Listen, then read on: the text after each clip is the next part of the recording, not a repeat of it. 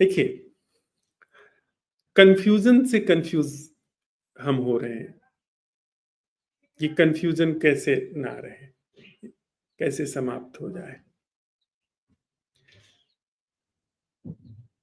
क्या जहां पर हम हैं वहीं से शुरुआत कर सकते हैं कि कन्फ्यूजन को बदलने की चेष्टा मत करिए। कन्फ्यूजन को पढ़िए, कन्फ्यूजन के साथ जिए।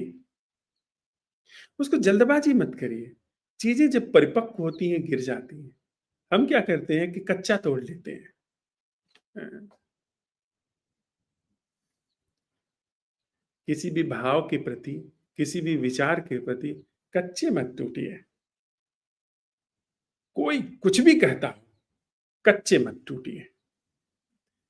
चीजें पक करके विदा हो जाती हैं। इस प्रोसेस पर ट्रस्ट रखिए, भरोसा रखिए। अगर ठीक से आपने चीजों के साथ अपनी उपस्थिति दी, अपनी अपने होने की पूरी कवायद वहां पर विद्यमान रखी, चीजें पक जाती हैं। कोई भी ऐसी चीज नहीं है पूरी मनुष्य की जिंदगी में जिसकी उम्र न हो जाती हो। सबकी उम्र हो जाती है, सबकी मृत्यु हो जाती है। आदमी तक की मृत्यु हो जाती है तो उसके भीतर के भावों और विचारों की मृत्यु तो क्यों करना होगी।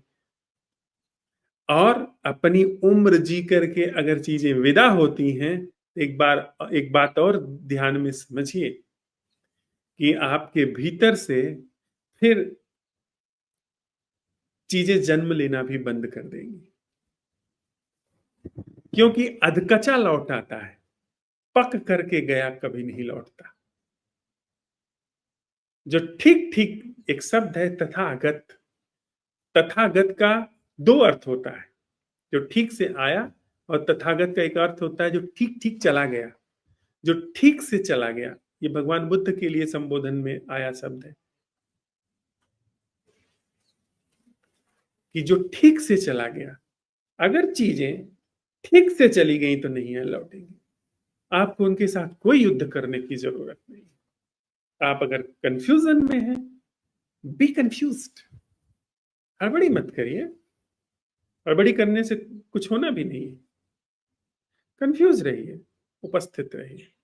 धीरे धीरे आप पाएंगे कि जो दो धुर हैं कंफ्यूजन की, कि ये करूं कि वो करूं, हर चीज में है, धुर समाप्त होने लगे।